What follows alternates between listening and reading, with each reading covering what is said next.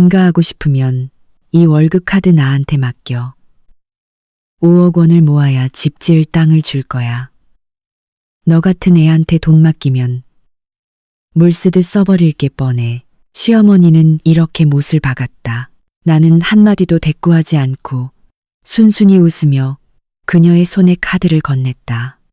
그 카드는 이미 내가 몰래 영구 정지 신고를 해둔 체크카드였다.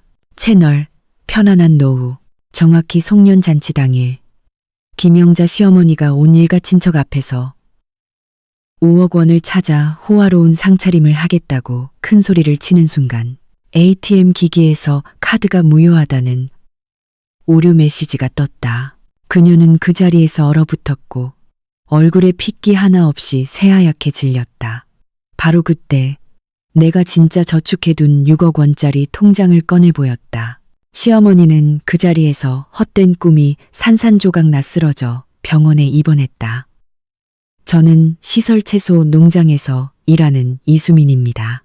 친애하는 시청자 여러분, 남에게 내 인생의 금고 열쇠를 쥐어주는 것만큼 어리석은 일은 없습니다. 지금부터 제 이야기를 함께 들어보시겠어요?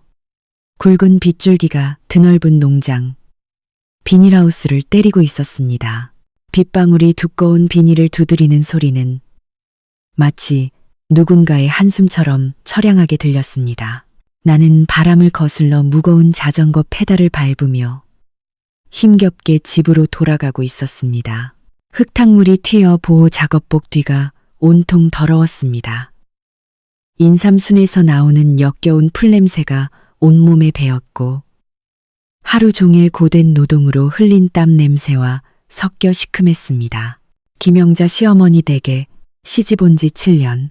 이 농로는 내 발자국으로 닳아 없어질 지경이었지만 내 인생은 여전히 그 캄캄한 웅덩이에 발이 묶인 채였습니다. 사람들은 월급날을 손꼽아 기다리지만 나는 이날이 가장 두려웠습니다.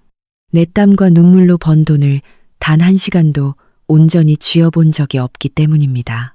문 앞에 자전거를 세우기가 무섭게 시어머니의 싸느라고 날카로운 목소리가 들려왔습니다. 이수민이냐? 오늘이 벌써 5일인데 월급을 얼마나 받았길래 이제야 들어와? 나는 몸을 움츠리고 조심스럽게 마루로 들어섰습니다. 집안은 환하게 불이 켜져 있었습니다.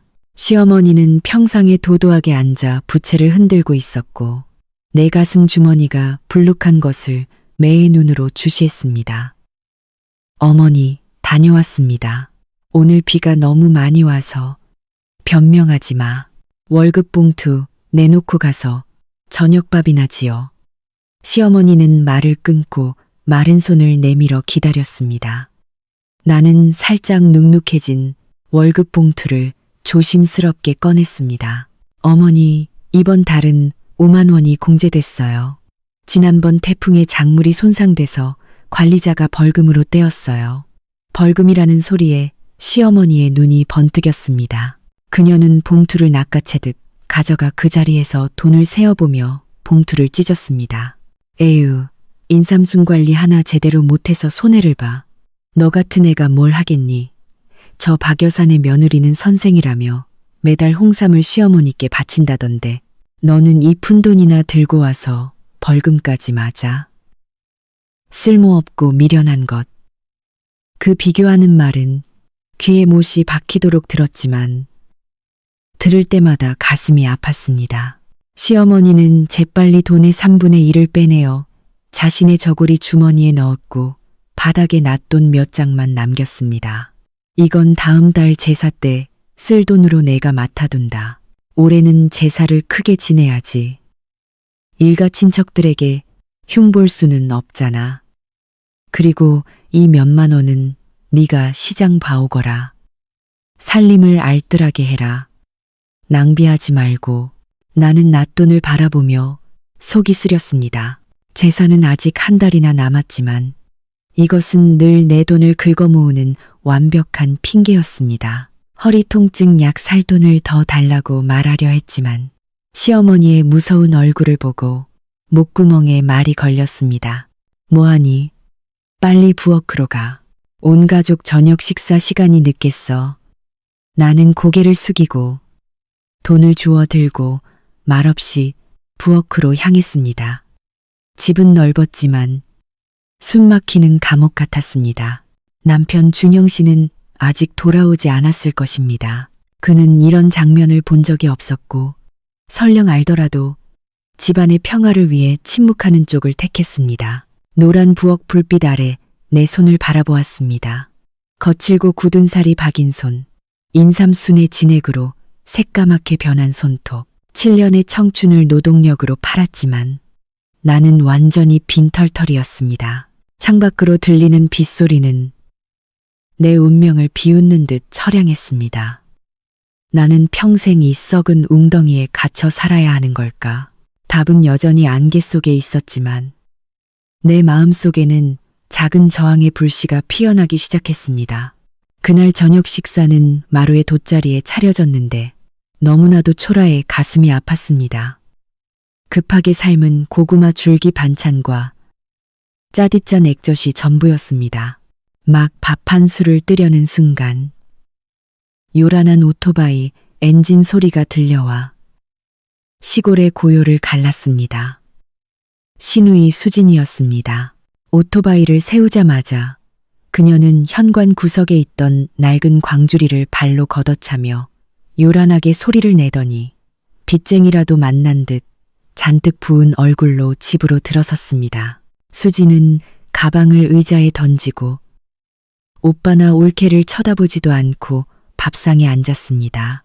귀한 딸이 돌아온 것을 본 시어머니는 유일했던 두부 부침 한 조각을 재빨리 수진의 밥그릇에 올려주며 다정한 목소리로 말했습니다. 우리 딸 왔니? 따뜻할 때 먹어라. 오늘 언니가 늦게 와서 밥상이 이것밖에 없구나. 나는 시어머니의 비아냥거리는 말을 못 들은 척 밥을 먹었습니다. 수지는 밥그릇에 젓가락을 쿡쿡 찌르더니 싸늘하게 한마디 던졌습니다. 밥이 이렇게 맛없어서 어디 넘어가겠어. 내 휴대전화가 너무 느려졌어. 친구들은 다 좋은 최신 폰으로 선명하게 사진 찍는데 나만 이 구닥다리 폰을 쓰는 게 너무 창피해.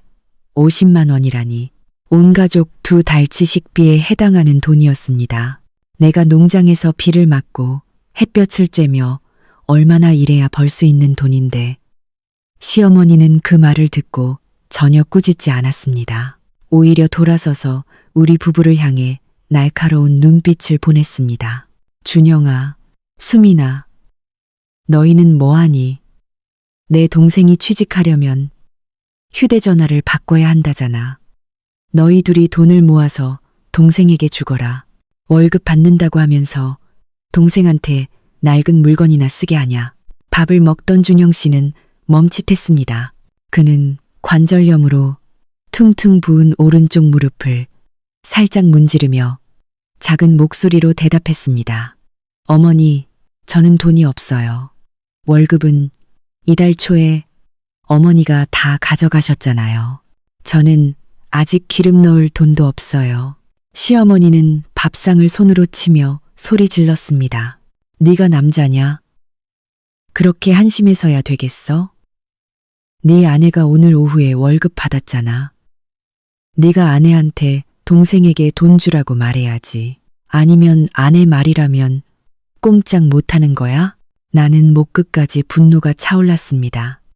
오후에 시어머니에게 빼앗기고 남은 얼마 안 되는 월급을 준영 씨 약을 사기 위해 아껴두었는데 나는 고개를 들어 시어머니를 똑바로 쳐다보았습니다. 어머니, 월급은 거의 다 어머니께 드렸어요. 남은 돈은 내일 준영 씨 관절염 약을 사야 해요. 남편이 며칠 밤 동안 아파서 잠도 못 잤어요. 수진이 휴대전화는 아직 쓸만해요. 꼭 지금 바꿔야 하나요? 수진은 그 말을 듣고 입술을 삐죽이며 나를 흘겨보았습니다. 에이, 올케는 왜 그렇게 과장해? 오빠는 건강해. 조금 아픈 건 아무것도 아니야. 돈 아깝다고 말하는 게 낫지. 아픈 오빠를 핑계 대지 마. 정말 짠순이네. 시어머니는 딸이 거절당하자 노발대발했습니다.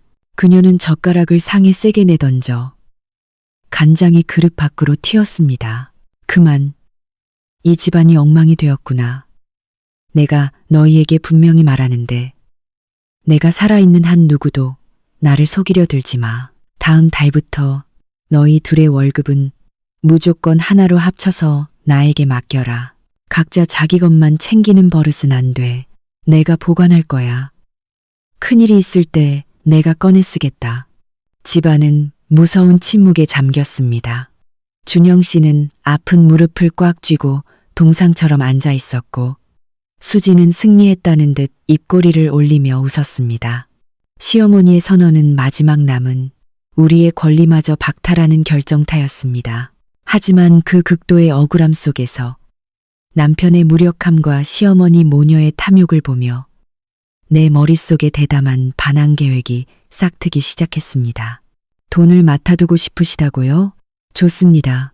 제가 어머니께 맡겨드리겠습니다. 하지만 어머니가 치러야 할 대가는 상상 이상으로 클 겁니다. 다음 날 아침 푸르른 인삼순 위에 안개가 자욱하게 깔려 있을 때 나는 이미 밭에 나와 있었습니다. 날카로운 칼을 들고 나는 능숙하게 인삼순을 잘랐고 서늘한 공기에도 이마에는 땀이 흥건했습니다. 나는 어젯밤 저녁 식사에서 쌓인 울분을 떨쳐내기 위해 일에 몰두하려 애썼습니다. 하지만 현관에서 들려오는 시어머니의 목소리가 나를 잔혹한 현실로 끌어내렸습니다. 수민아, 이리 와봐. 당장 할 말이 있다. 그녀의 목소리는 사형 선고를 내리려는 듯 엄중하고 단호했습니다. 나는 소스라치게 놀라 칼을 인삼순 줄기에 꽂아두고 진액으로 더러워진 손을 옷에 닦은 다음 말없이 집으로 들어갔습니다. 거실에서 시어머니는 번쩍이는 가구에 앉아 있었고 앞 테이블에는 뜨거운 차가 담긴 주전자와 함께 집안의 모든 지출을 꼼꼼하게 기록한 두꺼운 가계부가 놓여 있었습니다. 시어머니의 몸과 분리할 수 없는 물건이었습니다. 분위기는 마치 중요한 종친회라도 열릴 것처럼 숨 막히게 긴장되었습니다.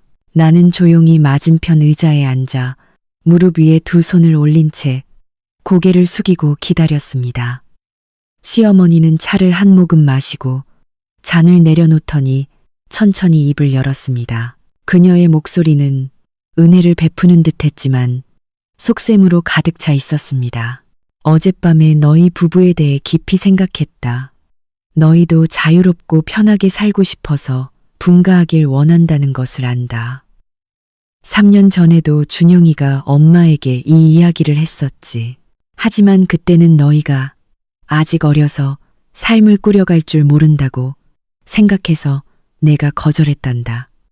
나는 심장이 쿵쾅거리는 것을 느끼며 침묵했습니다. 분가는 우리 부부의 오랜 꿈이었지만 말할 때마다 시어머니는 온갖 핑계를 대며 거절했습니다. 오늘 갑자기 시어머니가 먼저 이 이야기를 꺼내는 것은 분명 순수한 호의 때문이 아닐 것입니다. 시어머니는 잠시 멈추고 나의 태도를 살핀 다음 말을 이어갔습니다. 목소리는 더 단호해졌습니다. 하지만 이제는 때가 된 것 같다. 나는 악덕 시어머니 소리를 듣고 싶지 않다. 내가 너희 부부 분가를 허락하마. 심지어 집 지을 땅도 줄 것이다. 나는 귀를 의심하며 고개를 번쩍 들었습니다. 어머니가 정말 땅을 주신다고요? 하지만 기쁨은 곧바로 시어머니가 제시한 조건 때문에 산산조각 났습니다. 하지만 너희가 생활을 꾸려나갈 능력과 저축할 능력이 충분하다는 것을 증명할 조건이 있다. 이번 달부터 내 월급 카드를 나에게 맡겨라. 내가 1년 동안 보관하겠다. 5억 원을 모으면 그 돈 전부와 함께 마을 끝에 있는 땅을 너희에게 주어 집을 짓게 할 것이다. 나는 얼어붙어 입을 딱 벌리고 시어머니를 바라보았습니다. 월급 카드를 맡아달라고 5억 원. 그 숫자와 요구는 내 머릿속을 혼란스럽게 했습니다. 5억 원은 우리 부부에게는 엄청난 재산이었습니다.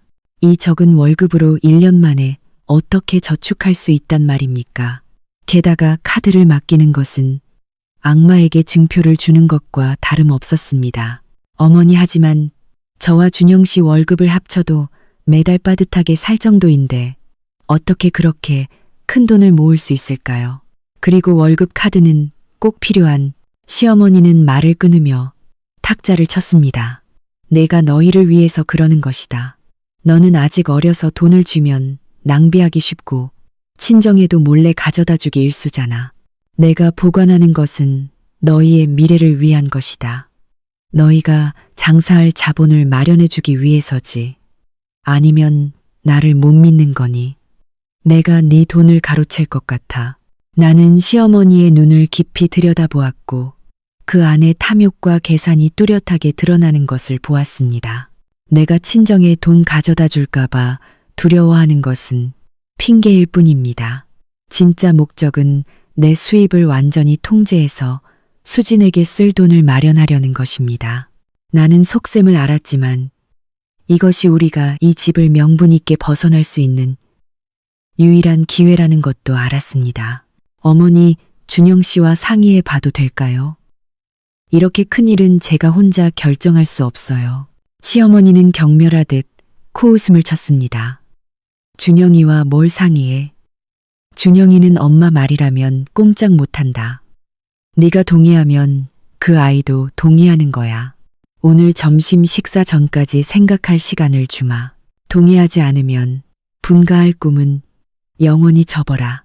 평생 시어머니와 시누이 시중이나 들면서 이 집에서 늙어 죽거라. 시어머니의 협박은 내 심장을 찌르는 칼날 같았습니다. 나는 마당을 바라보았습니다. 햇살이 높고 강렬하게 비추고 있었습니다. 나는 아픈 다리를 가진 준영 씨와 이곳에 계속 갇혀 살게 될 암울한 미래를 생각했습니다. 대담하고 명확한 반격 계획이 내 머릿속에 번뜩였습니다. 나는 시어머니를 돌아보며 나조차도 가식적이라고 느낄 만큼 순진하고 온화하게 웃었습니다. 네, 어머니 말씀대로 하겠습니다. 어머니께서 저희를 위해 이렇게까지 생각해 주시니 거절할 수 없어요. 카드를 맡길게요. 1년 후에는 반드시 분가시켜 주시겠다는 약속만 지켜주세요. 하지만 저도 작은 조건이 하나 있어요. 시어머니는 경계하며 눈썹을 치켜떴습니다. 조건이 뭐냐? 어머니가 카드와 큰돈을 맡아주시는 건 좋지만 매일의 잡다한 지출, 간장이나 소금, 기름, 교통비 같은 건 너무 따지지 말아주세요. 저도 생활하려면 융통할 돈이 조금은 필요하잖아요. 시어머니는 그 말을 듣고 비웃음을 터뜨리더니 승리감에 얼굴이 환하게 펴졌습니다. 별거 아니네. 그건 간단하다. 내가 너희를 굶길 정도로 옹졸하지 않다. 됐다. 그렇게 결정하는 거다.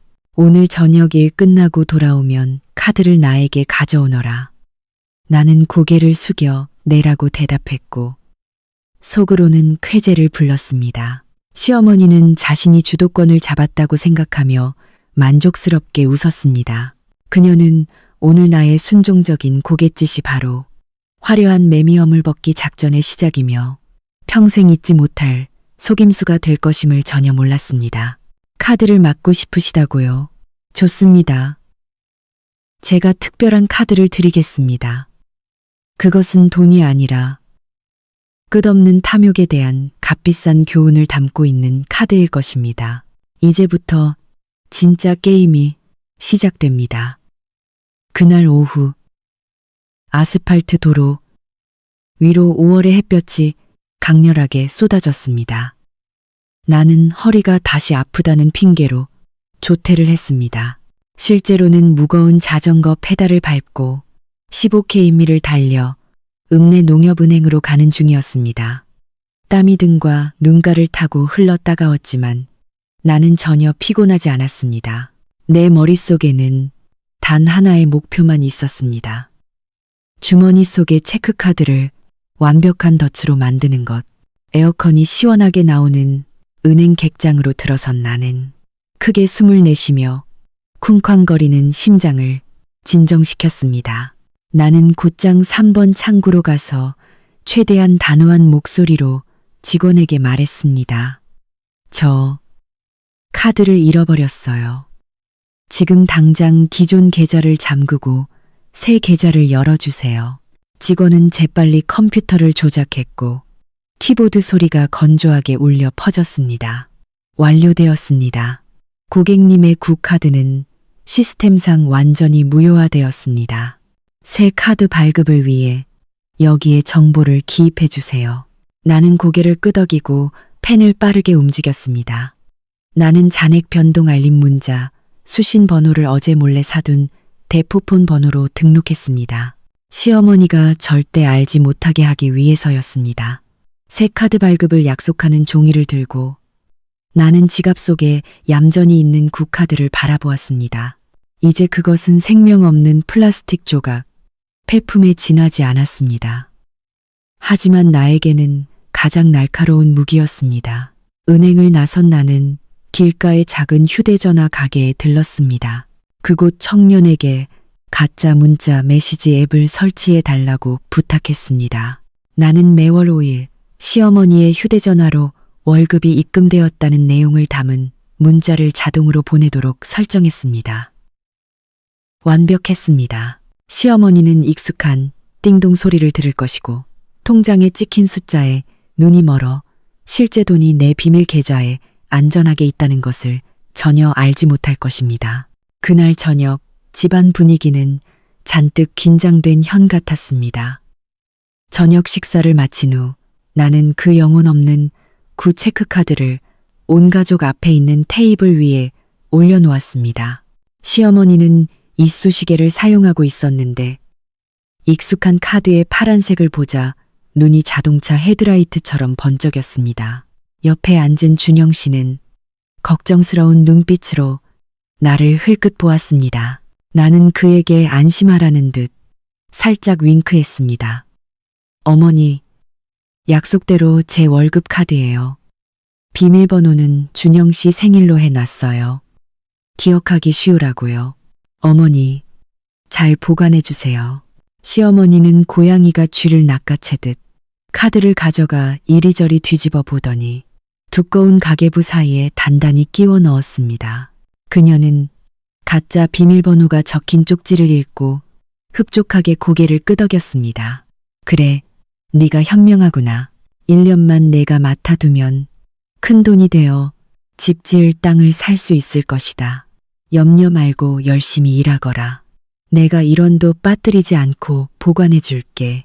시어머니는 눈웃음을 치며 만족감에 가득 찬 얼굴이었습니다. 자신이 주도권을 잡았다고 확신하는 웃음이었습니다. 그녀는 조심스럽게 장롱을 열고 카드를 나무 상자에 넣은 다음 나는 그녀의 동작 하나하나를 따라보며 속으로 비웃었습니다. 어머니, 잘 보관하세요. 어머니는 지금 시한폭탄을 안고 계신 거예요. 나중에 어머니가 이 카드를 써야 할 때가 오면 탐하면 손해본다는 말이 무슨 뜻인지 아시게 될 거예요. 이 드라마는 이제 막 1막이 올랐을 뿐이에요. 월급 카드를 바친 후 내 삶은 내가 짜놓은 비극적인 시나리오대로 흘러갔습니다. 매일 오후 퇴근 후 내가 가장 먼저 하는 일은 쉬는 것이 아니라 가난하고 궁핍한 며느리 역을 연기하는 것이었습니다. 나는 자전거를 세우고 피곤한 발걸음으로 집으로 들어선 다음 시어머니 옆에 얌전히 서서 밥을 지을 잔돈을 구걸했습니다. 어머니, 시장 볼 돈 5,000원만 주세요. 오늘 간장이 다 떨어졌고 나물 좀 사고 고기 조금 사서 밥 반찬 하려고요. 시어머니는 텔레비전을 보고 있다가 내 말에 인상을 찌푸리고 혀를 차더니 주머니에서 낡은 1,000원짜리 3장을 꺼내 탁자 위에 던졌습니다. 아이고, 무슨 밥을 그렇게 많이 먹니? 어제 두부 사라고 3,000원 줬잖아. 이 3,000원만 가져가. 알뜰하게 살림해. 시금치 좀 사고 나머지 돈으로 싼 돼지고기 삼겹살 조금 사서 짜게 볶아 놓으렴. 낭비하지 마. 아무리 많은 돈도 다 쓰게 돼 있단다. 나는 손에 쥔 3,000원을 보며 속이 쓰렸지만 겉으로는 황급히 네, 어머니라고 대답해야 했습니다. 4인 가족의 저녁 식사의 삶, 영원. 시어머니는 정말 계산이 빨랐지만 이것은 빙산의 일각일 뿐이라는 것을 그녀는 몰랐습니다. 시장에 도착한 나는 구석에 자전거를 세우고 비밀 지갑에서 내 이름으로 된 새 체크카드를 꺼냈습니다. 내가 힘들게 번 진짜 월급이 들어있는 곳이었습니다. 나는 질 좋은 소고기를 사고 싱싱한 잉어도 사고 후식으로 먹을 과일도 샀습니다. 하지만 집으로 가져올 때는 값싼 채소 아래에 그 맛있는 음식들을 숨겼습니다. 저녁 식사가 차려지자 평소와 다르게 풍성했습니다. 시어머니는 냄새 좋은 생선 조림 한 조각을 집어들더니 의심스럽게 물었습니다. 오늘 왜 이렇게 잘 차려졌니? 3영원으로 이렇게 많은 음식을 샀다고? 혹시 네가 비자금을 숨겨둔 거 아니냐? 나는 황급히 손을 저으며 눈을 깜빡거리고 최대한 순진한 표정을 지었습니다. 아니에요, 어머니. 오늘 제가 시장에 늦게 갔는데 아는 생선 가게 아주머니가 남은 생선을 싸게 거의 거저로 주셨어요. 그리고 저도 알뜰하게 산 거예요. 사람들이 싸게 파는 시든 채소를 사서 깨끗한 입만 골라내면 돈을 많이 아낄 수 있어요. 시어머니는 알뜰이라는 소리를 듣자 눈이 번뜩이며 만족스럽게 고개를 끄덕였습니다. 그래, 그렇게 살림을 해야지. 돈을 나에게 맡긴 것이 잘한 일이지. 너에게 맡겼으면 쓸데없는데 다 써버렸을 것이다. 옆에 앉은 준영 씨는 나를 안쓰러운 눈으로 보며 밥을 황급히 먹었습니다. 그는 시장 물가를 뻔히 알았고 이렇게 싸게 팔 리 없다는 것도 알았습니다. 하지만 그는 말없이 가장 살코기 많은 부분을 나에게 건네주는 것으로 조용히 고마움을 표현했습니다. 그렇게 시간이 흐르면서 시어머니는 나의 순종에 절대적으로 확신했습니다. 그녀는 동네 사람들을 만날 때마다 거만한 태도로 자랑했습니다. 우리 며느리가 얼마나 착한지 몰라. 월급을 받으면 1원도 안 남기고 나한테 다 맡겨. 나중에 큰일에 쓰라고 말이야. 우리가 착하게 살면 자식들이 알아서 우리를 공경하는 법이지. 동네 아주머니들은 그 말을 듣고 수군거렸습니다. 어떤 사람들은 시어머니를 부러워했고 어떤 사람들은 나를 불쌍히 여겼습니다. 나는 그 옆을 지나가면서 고개를 숙여 인사하고 순응하는 며느리 역할을 충실히 연기하며 시어머니가 자신의 권력 착각에 빠지도록 내버려 두었습니다. 하지만 모든 연극에는 사고가 발생하기 마련입니다. 어느 주말 저녁 수지는 소파에 누워 휴대전화를 보다가 갑자기 아이디어가 떠올랐습니다. 그녀는 시어머니에게 애교를 부리며 말했습니다. 엄마, 내가 사고 싶은 원피스가 지금 연말 세일해서 5만 원밖에 안 해. 엄마, 언니 카드에 돈 많잖아. 거기서 돈 좀 빼서 나 사줘. 어차피 카드에 돈 많으니까 조금 빼도 괜찮잖아. 나는 심장이 덜컥 내려앉았고 등골에 식은땀이 흘렀습니다. 만약 시어머니가 지금 ATM 기기에 카드를 넣어 돈을 인출하려 했는데 기계에서 오류가 나거나 잔액이 부족하다고 뜬다면 나의 모든 노력은 물거품이 되는 것입니다. 내가 핑계를 대려고 입을 열려는 순간 뜻밖에도 시어머니가 단칼에 거절했습니다. 말도 안 되는 소리 하지 마. 이 시기에 무슨 쇼핑이니? 내가 연말에 한꺼번에 찾아서 쓰려고 모아두고 있다고 했잖아. 하지만 사고 싶단 말이야. 사고 싶어도 참아. 시어머니는 눈을 부릅떴습니다. 너는 절제할 줄도 모르니? 월초에 낫돈을 빼면 한 달 내내 재수가 없어져. 복이 다 달아난다. 이 카드는 풍수카드야. 내가 돈을 불리고 있는 중이니 지금 건드리면 돈이 발달린 듯이 도망갈 것이다. 가만히 놔둬. 연말에 내가 통째로 찾아서 땅을 살 거다. 그때는 네가 원피스 10벌을 사달라고 해도 사줄게. 수지는 엄마에게 야단을 맞고는 얼굴이 시무룩해져 더 이상 아무 말도 하지 못했습니다. 나는 부엌에 서서 안도의 한숨을 내쉬었습니다. 마치 깊은 벼랑에서 떨어지다가 운 좋게 나뭇가지를 잡은 느낌이었습니다. 시어머니의 미신과 돈을 모으려는 탐욕이 아이러니하게도 나를 궁지에서 구했습니다. 그녀는 헛된 재수를 믿었지만 그 맹목적인 믿음이 내가 그녀를 더 깊이 속이는 것을 돕고 있다는 사실은 전혀 몰랐습니다. 하지만 심장이 바질 듯한 순간을 겪은 후 나는 방심하지 않기로 스스로 다짐했습니다. 행운은 영원히 지속될 수 없습니다. 시어머니가 월초에는 꺼리더라도 월중이나 월말에는 어떨까요? 나는 내가 외줄 타기를 하고 있다는 것을 알았고 조심하지 않으면 그 줄은 언제든 끊어질 수 있었습니다. 하지만 준영 씨의 눈빛이 점점 더 믿음으로 가득 차는 것과 비밀 계좌의 잔액이 늘어나는 것을 보며 나는 이 평생의 연기를 계속할 동력을 얻었습니다. 그날 밤 갑작스러운 폭풍우가 몰아쳤습니다.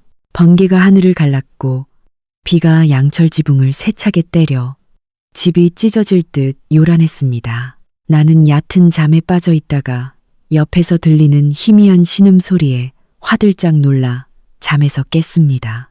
준영 씨의 몸에 손을 대자 그는 숯덩이처럼 뜨거웠고 온몸이 경련을 일으키고 있었습니다. 작년 산업재해로 다친 무릎의 상처가 갑자기 붓기 시작하여 그는 고통으로 신음하며 헛소리를 하고 있었습니다. 여보, 왜 이래요? 정신 차려요. 나는 남편의 어깨를 흔들었고 두려움의 목소리가 떨렸습니다. 준영 씨는 충혈된 눈을 간신히 뜨고 숨을 힘겹게 쉬며 말없이 입만 뻥긋거렸습니다. 상황이 너무 위급해서 더 이상 지체할 수 없다는 것을 알았습니다. 나는 재빨리 얇은 비옷을 걸치고 방을 박차고 나가 시어머니의 방문을 두드렸습니다. 어머니, 문 좀 열어주세요. 준영 씨가 열이 너무 높고 경련을 일으켜요. 어머니, 돈 좀 주세요. 남편 당장 병원에 데려가야겠어요. 문을 두드리는 요란한 소리가 천둥 번개 소리와 뒤섞였지만 시어머니 방은 여전히 조용했습니다. 나는 절망적으로 소리쳤고 눈물이 빗물과 섞여 얼굴을 타고 흘러내렸습니다. 5분쯤 지났을까. 그제야 낡은 나무 문이 좁게 열렸고 잠이 덜 깬 짜증스러운 시어머니의 얼굴이 드러났습니다. 이게 무슨 난리니? 한밤중에 남들 잠도 안 재고. 어머니, 준영 씨가 너무 아파요. 열이 심하고 정신을 잃었어요. 어머니, 월급 카드나 현금 조금만 주세요. 남편을 당장 응급실에 데려가야 해요. 나는 헐떡거리며 말했고 손발이 떨렸습니다. 시어머니는 그 말을 듣고도 전혀 걱정하는 기색이 없었습니다. 그녀는 혀를 차며 오만한 목소리로 말했습니다. 에휴, 사내놈이 뭘 그리 유난스럽게 아프니. 비 맞고 감기라도 걸렸겠지. 부엌에 가서 들게. 입 달인 물이나 끓여줘. 그거 마시면 나을 거야. 병원에는 왜 가? 돈만 아깝게. 카드에 든 돈은 손대지 말라고 했잖아. 그거 건드리면 복이 다 달아난다고. 어머니, 남편이 경련을 일으킨단 말이에요. 사람 목숨이 중요해요. 어머니의 복이 중요해요. 돈 좀 주세요. 나는 도저히 믿을 수 없어서 소리쳤습니다. 시어머니는 눈을 부릅뜨고 문을 쾅 닫으며 차가운 말을 남겼습니다. 안 된다면 안 되는 줄 알아. 네가 알아서 처리해. 틈만 나면 돈 달라고 하지 말고. 나는 굳게 닫힌 문 앞에서 얼어붙었고 뜨거운 물을 뒤집어 쓴 듯한 기분이었습니다. 시어머니의 무정하고 잔인한 태도는 절정에 달했습니다. 그녀는 돈과 헛된 미신을 자신의 친아들 목숨보다 더 중요하게 여겼습니다. 나는 눈물을 닦고 황급히 방으로 돌아왔습니다. 저 여자에게는 더 이상 기대할 것이 없었습니다. 나는 베개 밑을 뒤져 천으로 된 작은 지갑을 꺼냈습니다. 그것은 내가 부업을 하고 채소와 생선을 팔아 몰래 모은 돈이었습니다. 원래 준영 씨에게 겨울 외투를 사주려고 했던 돈이었습니다. 나는 낫돈을 급하게 챙겨 준영 씨를 택시에 태워 보건소로 향했습니다. 차 안에서 나는 몸을 떨고 있는 남편을 안고 흐느꼈습니다. 여보, 내 말 들려요. 저 사람이 당신 엄마예요. 당신이 늘 공경하고 효도했던 그 어머니 말이에요. 어머니는 당신이 죽는 한이 있더라도 돈이 가득 차 있다고 믿는 저. 월급 카드에서 1원도 꺼내지 않으셨어요. 보건소에 도착하여 해열제와 진통제 주사를 맞자 준영 씨는 서서히 정신을 차렸습니다. 위기는 넘겼지만 그의 마음속 고통은 이제 막 시작되었습니다. 그는 하얀 병상에 누워 얼룩진 천장을 바라보았고 움푹 들어간 눈에는 실망과 비통함이 가득했습니다. 나는 옆에 앉아 거칠어진 그의 손을 꽉 잡고 아무 말도 하지 못했습니다. 그를 더 아프게 할까 두려웠기 때문입니다. 하지만 먼저 입을 연 것은 준영 씨였습니다. 목소리는 쉬고 약했지만 또렷한 단어 하나하나가 들려왔습니다. 여보, 내 월급을 어머니가 정말 다 가져가셨어? 나는 깜짝 놀라 그의 눈을 바라보았습니다. 그 눈빛에는 평소의 무력함이나 순종적인 모습은 없고 고통스러운 깨달음과 좌절만이 있었습니다. 그는 모든 것을 들었고 모든 상황을 이해한 것입니다. 나는 그에게 진실을 말해야 할 때가 왔음을 알았습니다. 영원히 숨길 수는 없었습니다. 그리고 더 중요한 것은 나는 이 싸움에서 그가 내 편이 되어 주어야 했습니다. 나는 깊은 숨을 들이쉬고 그의 귀에 바짝 다가가 텅 빈 카드의 계획, 비밀 계좌, 가짜 문자 메시지 등 모든 것을 속삭였습니다. 나의 두려움과 자기 비난까지 숨김없이 모두 털어놓았습니다. 준영 씨는 내 말을 듣고 오랫동안 침묵했습니다. 나는 그가 어머니를 속였다고 나를 비난할까봐, 계산적이라고 화낼까봐 두려웠습니다. 하지만 그는 나를 돌아보았고 그의 눈빛은 내가 전에 본 적 없는 결단력의 불꽃으로 타올랐습니다. 그는 내 거친 손을 아프지만 따뜻하게 꽉 쥐었습니다. 잘했어, 여보. 정말 잘했어. 어머니는 우리를 자식으로 보지 않아. 돈 벌어주는 도구로만 보는 거야. 이제 나도 나약하게 굴지 않을게. 우리가 이 집을 완전히 벗어날 때까지 당신과 함께 연기할게. 나는 울음을 터뜨리며 그의 가슴에 얼굴을 묻었습니다. 행복의 눈물이 흘러내렸습니다. 마침내 준영 씨가 깨달음을 얻은 것입니다. 우리는 더 이상 혼자가 아니었습니다. 그날 밤부터 우리는 하나의 연합체가 되었습니다. 고통과 저항으로 만들어진 연합체. 어떤 시련에도 맞서 우리 자신의 삶을 되찾을 준비가 되어 있었습니다. 그 운명의 폭풍우가 지나간 후 우리 부부의 작은 방 분위기는 완전히 바뀌었습니다. 무거운 순종은 사라지고 대신 멋진 탈출 작전을 은밀하게 실행하는 두 공범의 결의가 자리 잡았습니다. 준영 씨는 완전히 변했습니다. 늘 어머니 말씀이라면 무조건 따르던 아들이 자기 집 안에서 훌륭한 연기자가 된 것입니다. 오후에 퇴근하고 돌아오면 자전거를 세우자마자 준영 씨는 한숨을 길게 쉬며 얼굴에 수심이 가득한 표정을 지었습니다. 어머니, 너무 힘들어요. 회사에서 분기 보너스를 또 삭감했어요. 초과 근무 수당도 밀렸어요. 언제 줄지 모르겠어요. 시어머니는 그 말을 듣고 펄쩍 뛰며 회사를 비난하고 쓸모없는 아들을 꾸짖었지만 돈을 더 달라는 말은 절대 하지 못했습니다. 준영 씨가 지쳐서 일을 그만둘까봐, 수입원을 잃을까 두려웠기 때문입니다.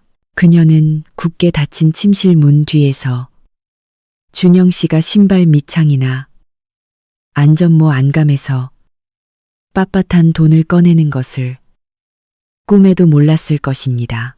그것은 그가 능숙하게 숨긴 보너스와 추가 근무 수당이었습니다. 여보, 비밀 계좌에 잘 넣어둬. 이건 부부가 함께 번 돈이야. 남편의 온기가 남아있는 돈을 손에 쥐고 나는 눈물이 글썽였습니다. 시어머니의 지시에 따라 전기료를 아끼기 위해 우리는 매일 밤 작은 손전등 불빛 아래에서 꼬마 수첩에 숫자를 더하고 뺐습니다. 비밀 계좌의 잔액은 이미 2억 원을 넘어섰습니다. 우리만의 집을 가질 희망이 하루하루 커져갔습니다. 쉬는 날을 이용해 나는 부업을 하러 간다고 거짓말을 했고 준영 씨는 낚시하러 간다고 했습니다. 하지만 사실 우리는 이웃마을을 샅샅이 뒤져 땅을 찾았습니다. 하늘은 스스로 돕는 자를 돕는 법입니다. 2달 동안의 수고 끝에 우리는 옆마을의 조용한 골목 끝에 있는 80인 궤짜리 마음에 드는 땅을 찾았습니다. 가격은 우리가 모은 돈으로 딱 살 수 있는 정도였습니다. 계약금 영수증을 손에 쥔 내 손은 감격으로 떨렸습니다. 마침내 우리에게 진정한 보금자리가 생겼습니다. 그날 오후 너무나 흥분한 나머지 부엌으로 돌아오자마자 나와 준영 씨는 고개를 맞대고 집을 짓고 텃밭을 가꿀 계획을 이야기했습니다. 갑자기 그림자가 드리워졌습니다. 시어머니가 언제부터 부엌 문 앞에 서 있었는지 의심으로 눈을 가늘게 뜨고 있었습니다. 집이니 땅이니 너희 둘이 뭘 꾸미고 있는 거니? 당장 말해. 내 심장은 받는 듯했고 얼굴에는 핏기 하나 없었습니다. 시어머니가 땅을 샀다는 것을 알면 모든 노력이 수포로 돌아가는 것입니다. 내가 말을 못하고 망설이는 동안 준영 씨는 재치 있게 앞으로 나서 가짜로 웃었습니다. 어머니, 왜 놀라세요? 아무것도 아니에요. 저희가 어머니 60세 생신잔치 이야기하고 있었어요. 시어머니는 멈칫했습니다. 내 나이는 이제 59세인데 내년이면 딱 60세가 되잖아요. 연말 송년잔치 때 미리 환갑잔치를 해드리려고 했어요. 온 마을 사람들을 초대해서 어머니 얼굴에 빛이 나도록 성대하게 말이에요. 저희가 저축한 돈으로 큰 상을 차려드릴 생각이었어요. 온 마을 사람들에게 큰 잔치를 열어 얼굴을 세울 수 있다는 이야기에 시어머니의 체면을 중시하는 마음이 강하게 이러 모든 의심을 압도했습니다. 그녀는 눈웃음을 치며 부채를 흔들었습니다. 에휴, 너희가 별일을 다 생각하는구나. 하지만 효심이 가득하니 나도 기쁘다. 하려면 아주 크게 하거라. 나와 준영 씨는 서로를 바라보며 안도의 한숨을 내쉬었습니다.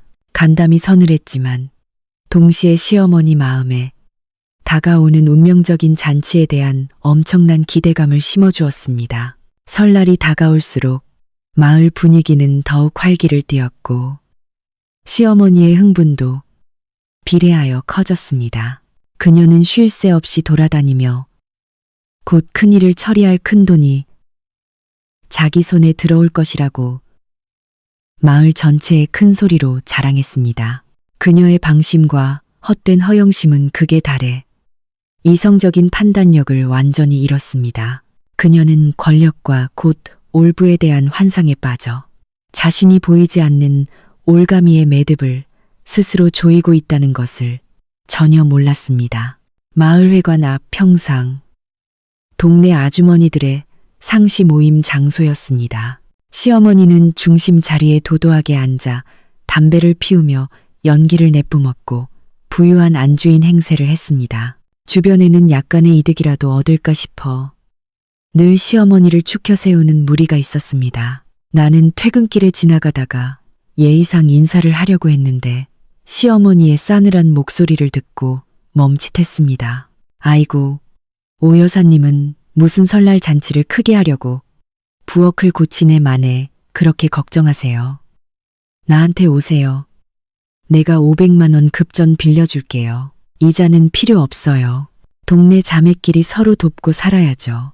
채소를 파는 오 여사는 그 말을 듣고 너무 기뻐서 연신 고맙다고 말했습니다. 시어머니는 기세가 등등해져 옆 테이블에서 곰방대에 불을 붙이고 있던 종친 회장에게 몸을 돌렸습니다. 회장님도 올해 종가의 사당 보수는 저희 집에서 대부분 맡을게요. 제가 계산해 봤는데 낡은 기와 지붕을 새 것으로 완전히 바꾸고 대문도 보기 좋게 다시 칠해야겠어요. 제가 1억만 원을 헌금하겠습니다. 조상님들께 드리는 작은 정성이라고 생각하세요. 종친 회장은 1억만 원이라는 숫자에 눈이 번쩍 뜨여 연신 고개를 끄덕이며 시어머니가 훌륭하고 가문을 생각하는 사람이라고 칭찬했습니다. 놀라움과 감탄의 소리가 여기저기서 울려 퍼졌고 시어머니는 더욱 우쭐해졌습니다. 그녀는 눈웃음을 치더니 옆에 앉아 해바라기 씨를 깨고 있는 귀여운 딸 수진의 머리를 쓰다듬었습니다. 그리고 우리 귀한 딸도 올해는 마을에서 가장 성대한 설을 보내게 해줄게. 엄마가 약속했지. 설 지나고 제일 좋은 스쿠터 사줄게. 친구들처럼 멋지게 타고 다녀야지. 우리 딸처럼 예쁜 애는 멋진 스쿠터를 타야 어울려. 수지는 엄마의 약속에 애교를 부리며 그녀의 팔을 잡고 눈웃음을 쳤습니다. 돈에 대한 약속은 시어머니의 입에서 솜털처럼 가볍게 쏟아져 나왔습니다. 하지만 나에게는 그녀가 뱉는 숫자 하나하나가 천금같이 무거웠습니다. 500만 원, 1억만 원, 최고급 스쿠터. 이 모든 것은 잠긴 장롱 안에 조용히 누워있는 텅 빈 체크카드에 대한 맹목적인 믿음에 기초한 것이었습니다. 나는 오래된 느티나무 뒤에 숨어 그녀의 말 하나하나를 들으면서 화가 나면서도 웃겼습니다. 절정은 시어머니가 거만하고 경멸적인 목소리로 선언했을 때였습니다. 아주머니들은 내가 복이 많다고 하시는데 그래, 복이 있긴 하지. 우리 며느리가 아주 개처럼 순종하고 소처럼 밭에서 일해. 월급을 받으면 전부 나한테 맡겨. 내가 주도권을 쥐었으니 원하는 대로 할 수 있어. 며느리가 감히 한마디도 못해. 며느리는 그렇게 살아야 하는 거야. 며느리가 돈을 쥐면 집안이 엉망이 되지. 하지만 이상하게도 예전처럼 고통스럽거나 억울하지 않았습니다. 대신 낯선 평온함과 함께 시어머니의 어리석음에 대한 약간의 연민을 느꼈습니다. 그녀가 약속을 많이 할수록, 자랑을 많이 할수록 자신이 파고 있는 함정은 더 깊어졌습니다. 체면은 가장 날카로운 무기이지만 가장 위험한 양날의 칼이기도 합니다. 그녀는 바로 그 체면으로 자신의 퇴로를 끊고 있었습니다. 나는 말없이 자전거를 몰아 계속 갔고 인사하기 위해 들르지 않았습니다. 내 입가에 희미한 미소가 떠올랐습니다. 어머니는 계속 꿈을 꾸세요. 계속 온 세상 사람들에게 거짓 약속을 하세요. 그리고 두고 보세요. 이 장막이 걷히고 적나라한 진실이 밝혀지는 날, 어머니는 이 엄청난 수치심과 창피함을 무엇으로 감당하실 건가요? 그날이 멀지 않았어요.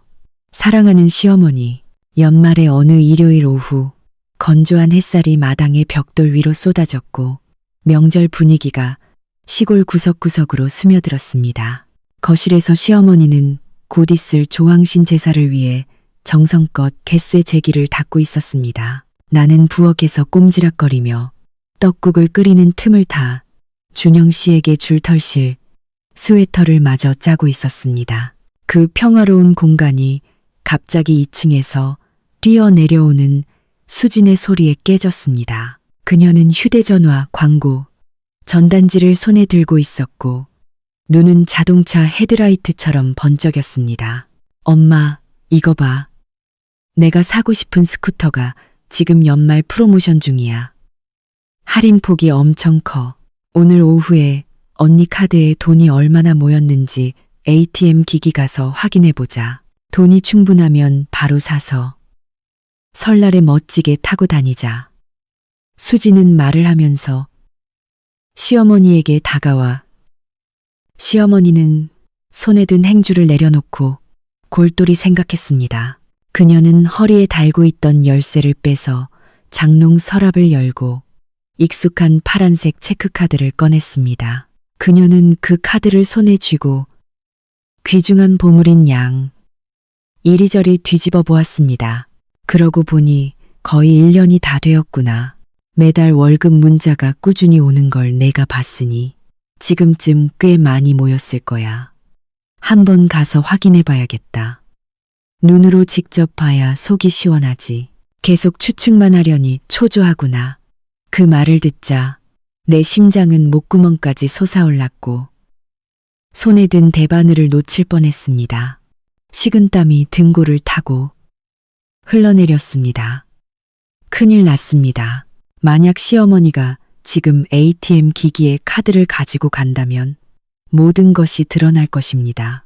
그 카드는 오래전에 정지된 상태인데 어떻게 잔액을 확인할 수 있겠습니까?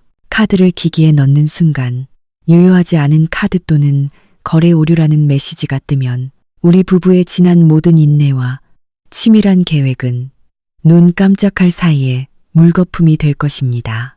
나는 깊은 숨을 들이쉬고 마구 뛰는 심장을 진정시키려 애쓴 다음 부엌에서 거실로 황급히 달려갔습니다. 마치 우연히 대화 내용을 들은 척 연기를 했습니다. 어머니, 지금 카드 잔액 확인하러 가시려고요. 시어머니는 나를 올려다보며 고개를 끄덕였습니다. 그래, 수진이가 재촉해서 읍내 ATM 기기 가서 확인해 볼까 한다. 나는 침을 삼키고 최대한 불안하고 놀란 표정을 지었습니다. 아이고, 어머니, 지금 가시면 안 돼요. 제가 회사 언니들한테 듣기로는 연말에는 은행 시스템에 오류가 자주 난대요. 우리 마을 앞에 ATM 기기는 낡아서 요새 다른 사람들의 카드를 계속 먹어버린다고 해요. 어떤 언니는 카드를 먹혀서 은행에 가서 다시 발급받는데 한 달이나 걸렸대요. 명절에 쓸 돈도 없어 발만 동동 굴렀다잖아요. 어머니, 큰일 나요. 시어머니는 카드를 먹힌다는 말에 소스라치게 놀라 손에 든 카드가 살짝 떨렸습니다. 시골 사람인 그녀는 기술에 대해 잘 몰랐고 늘 걱정이 많았기에 그 협박에 얼굴이 새파랗게 질렸습니다. 정말이냐? 왜 그런 일이 생기지? 100% 사실이에요. 어머니, 나는 단호하게 덧붙였습니다. 게다가 제가 듣기로는 은행이 지금 연말 결산을 하면서 예금 고객들에게 복리 이자를 계산해 준다고 해요. 우리가 잔액을 계속 확인하면 시스템이 거래를 여러 번 기록해서 서비스 수수료를 이자에서 떼어갈 수도 있대요. 가만히 있다가 괜히 돈을 잃을 필요 없잖아요. 어머니, 안 아까우세요? 시어머니의 재물에 대한 집착과 미신을 공략하자. 그녀의 표정이 확연히 흔들리는 것을 보았습니다. 그녀는 손에 든 카드를 바라보고 나를 바라보며 망설였습니다. 그래, 그렇게 골치 아픈 일이 있구나. 이자를 잃는 건 정말 아까운데 카드를 먹히는 건 1년 내내 재수없는 일이지. 옆에 서 있던 수지는 엄마가 망설이는 것을 보자 발을 동동 구르며 짜증냈습니다. 올케가 엄마를 겁주는 거예요. 다른 사람들은 아무렇지도 않게 돈 찾는데 뭐가 무서워요? 그냥 가요, 엄마. 나는 수진을 돌아보며 날카로운 눈빛을 보냈지만 목소리는 여전히 부드러웠습니다. 수진 씨는 모르죠. 100번 잘해도 한 번 실수하면 큰일 나는 거예요. 만약 정말 사고가 나면 온 가족이 설날에 뭘 써요. 스쿠터 때문에 굶을 작정이에요. 시어머니는 내 말이 일리가 있다고 생각했고 돈을 아끼는 본성이 피 속에 깊이 박혀 있었습니다. 그녀는 혀를 차더니 카드를 장롱에 다시 넣고 조심스럽게 잠갔습니다. 에휴, 수민이 말이 맞다. 조심해서 나쁠 것 없지. 가만히 있다가 괜히 복을 잃고 이자를 잃으면 속이 터진다. 좋아. 그냥 놔두자. 송년 잔치 때 조상님께 제사 지내고 복을 빌어준 후에 내가 은행에 가서 한꺼번에 찾자. 그래야 온전하게 복을 많이 받을 수 있지. 그때 스쿠터를 사든 뭘 사든 늦지 않아. 수지는 불만스러운 표정을 짓고 툴툴거리며 2층으로 올라갔습니다. 나는 그 자리에 서서 천근만근의 짐을 내려놓은 듯 안도의 한숨을 내쉬었습니다. 식은땀이 등에 흥건했고 긴장감 때문에 손발이 여전히 떨렸습니다. 다행히도 시어머니의 무지와 미신적인 성격이 마지막 순간에 나를 위기에서 구했습니다. 하지만 나는 이것이 임시방편일 뿐이라는 것을 알았습니다. 운명적인 송년 잔치까지 며칠 남지 않았습니다. 그때는 시어머니가 돈 인출을 미룰 아무런 이유도 없을 것입니다. 큰 폭풍우가 아주 가까이 다가왔고 나는 강철 같은 정신으로 그것을 맞이할 준비를 해야 했습니다. 12월 25일 명절 분위기가 온 마을을 가득 채웠습니다. 집집마다 제사상을 청소하고 사람들은 분주하게 꽃나무를 샀습니다. 하지만 우리 집은 다른 방식으로 시끄럽고 요란했습니다. 마치 딸의 성대한 결혼식이라도 치르는 듯 과시적이었습니다. 이른 아침부터 짐을 실은 트럭 소리가 요란하게 문 앞에서 멈췄습니다. 시어머니는 작업자들을 지휘하며 넓은 마당 전체를 덮을 만큼 큰 천막을 세웠습니다. 그 새빨간 결혼식 천막은 금색 테두리가 반짝이며 늦겨울의 잿빛 하늘 아래에서 두드러지게 튀었습니다. 그뿐만이 아니었습니다. 그녀는 읍내에서 대형 스피커 시스템을 빌려와서 봄 노래를 요란하게 틀어온 마을 사람들을 잠에서 깨웠습니다. 나는 자전거를 타고 돌아오자마자 시어머니가 마당 한가운데서 위풍당당하게 손가락질하며 지휘하는 모습을 보았습니다. 그녀는 짙은 붉은색 벨벳 한복을 입고 목에는 파달만한 가짜 진주 목걸이를 걸고 손가락에는 노란 금반지를 낀 채 머리를 높게 틀어 올리고 얼굴에는 하얀 분을 발랐습니다. 마치 신하들을 맞이할 준비를 하는 황후 같았습니다. 이수민, 이제 왔니? 빨리 부엌으로 가서 아주머니들 음식 만드는 것 도와드려. 오늘 내가 15상 차릴 거다. 중요한 손님들과 친척들이 다 오시니 조심해서 일해. 나 망신당하게 하지 말고. 나는 네라고 대답하며 쌓여있는 테이블과 의자 사이를 비집고 부엌으로 들어갔습니다. 향긋한 음식 냄새가 진동했습니다. 시어머니는 정말 통이 컸습니다.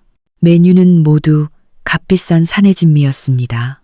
좋은 닭고기, 맥주, 찐 바닷가재, 황금 소스, 소고기 등등. 그녀는 심지어 읍내에서 전문 요리팀까지 고용했고 나는 잔심부름, 상나르기, 채소 씻기, 팥 썰기 등을 하느라 이리저리 뛰어다녀야 했습니다. 반면에 수지는 의자에 앉아 한가롭게 빨간 매니큐어를 바르고 있었고 가끔씩 고개를 들어 나에게 오렌지 주스나 부채를 가져오라고 시켰습니다. 정오 10시쯤 손님들이 하나둘씩 도착하기 시작했습니다. 인사와 덕담 소리가 왁자지껄했습니다. 시어머니는 쉴 새 없이 돌아다니며 활짝 웃는 얼굴로 사람들과 악수했습니다. 그녀는 종친 회장의 팔을 끌고 음식이 가득한 상을 가리키며 자랑했습니다. 회장님, 어떠세요? 우리 집 잔치상이 제대로 차려졌나요? 제가 말씀드렸잖아요. 1년 내내 힘들게 일했으니 연말에는 조상님께 감사하는 제사를 성대하게 지내야 한다고. 돈은 문제가 안 돼요. 자손들이 잘 되게 복을 빌어주시기만 하면 돼요. 종친 회장은 고개를 끄덕이며 칭찬했고 빨간 바닷가재 접시를 탐욕스럽게 바라보았습니다. 사람들은 시어머니가 훌륭하고 알뜰하며 복이 많다고 칭송했습니다. 시어머니는 너무 기뻐서 얼굴이 하늘로 솟아오를 듯했습니다. 바로 그때 요리팀 사장, 흰 앞치마를 두른 뚱뚱한 남자가 시어머니에게 다가와 귓속말을 했지만 나에게도 들릴 정도였습니다. 사모님, 음식상은 다 차려졌습니다. 절반만 먼저 계산해 주시면 식사 후에 나머지 금액을 결제하겠습니다. 총 250만 원입니다. 음식값 200만 원과 천막 및 스피커, 대여료 50만 원입니다. 시어머니는 시원스럽게 손을 저으며 가슴을 쳤습니다. 에휴, 걱정하지 마세요. 우리 집이 이렇게 큰데 어디 도망갈까봐 그러세요. 걱정 마세요. 식사 후에 제가 현금으로 바로 드릴 거예요.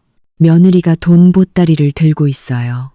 제가 이따가 찾아서 바로 드릴게요. 직원들한테 친절하게 서비스해 달라고 하세요. 이따가 팁도 줄게요. 요리팀 사장은 그 말을 듣고 안심하며 시익 웃고 물러났습니다. 시어머니는 음식상을 들고 지나가는 나를 향해 몸을 돌렸습니다. 그녀는 모든 손님이 자신의 권위를 들을 수 있도록 큰 소리로 나를 불렀습니다. 이수민, 이리 와봐. 이따가 식사 끝나고 대충 치우고 수진이랑 같이 차를 몰고 읍내 농협은행으로 가서 카드에 있는 돈을 전부 찾아와. 오늘 내가 잔치값도 다 지불하고 일가 친척들 모두에게 새해 복돈을 좀 줄 거다. 알아들었지? 너는 잔치 즐겁게 즐기고 있어. 모든 시선이 나에게 쏠렸습니다. 부러움, 질투, 호기심 가득한 눈빛이었습니다. 사람들은 월급을 모두 시어머니에게 맡기는 효성 깊은 며느리에 대해 수군거렸습니다. 나는 뜨거운 음식상을 들고 서 있었지만 마음은 차가웠습니다. 시어머니의 눈을 깊이 들여다보았고 그 안에서 만족감과 끝없는 탐욕이 춤추는 것을 보았습니다. 그녀는 지금 자신의 헛된 명예의 절정에 있었고 불과 몇 분 후면 나락으로 떨어질 것이라는 것을 전혀 몰랐습니다. 나는 고개를 숙이고 완벽하게 순종적인 미소를 지었습니다. 네, 어머니, 잘 알겠습니다. 식사 후에 수진 씨와 함께 돈을 찾으러 갈게요. 어머니는 마음 놓고 즐거운 식사하세요. 나는 몸을 돌려 상을 내려놓았습니다. 마음속으로 시간, 분을 거꾸로 세웠습니다. 시한폭탄은 이미 작동되었습니다. 이 과시적인 잔치는 곧 비극적인 막을 내리는 연극의 무대가 될 것입니다. 어머니, 이 마지막 화려한 순간을 즐기세요. 왜냐하면 어머니의 악몽이 이제 막 시작될 테니까요. 대형 스피커에서 터져나오는 요란한 음악 소리가 내 가슴을 터뜨릴 듯 했지만 내 마음속에 솟아오르는 긴장감에 비하면 아무것도 아니었습니다.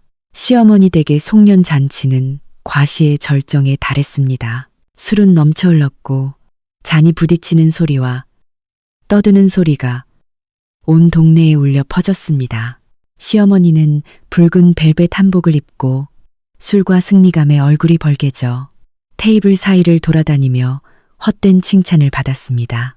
손님들이 취기가 오른 것을 보자 시어머니는 수진을 가까이 불렀습니다.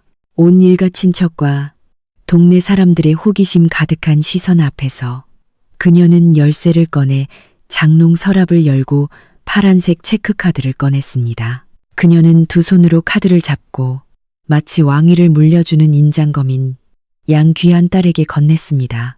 딸아, 이걸 가져가. 운전해서 읍내 농협은행 ATM 기기 가서 돈을 전부 찾아와. 내 올케는 지금 부엌에서 치우느라 손이 더러워서 불편하다. 빨리 갔다 와. 엄마가 온 가족에게 복돈을 나눠줄 것이다. 한 푼도 남김없이 싹 다 찾아와야 한다.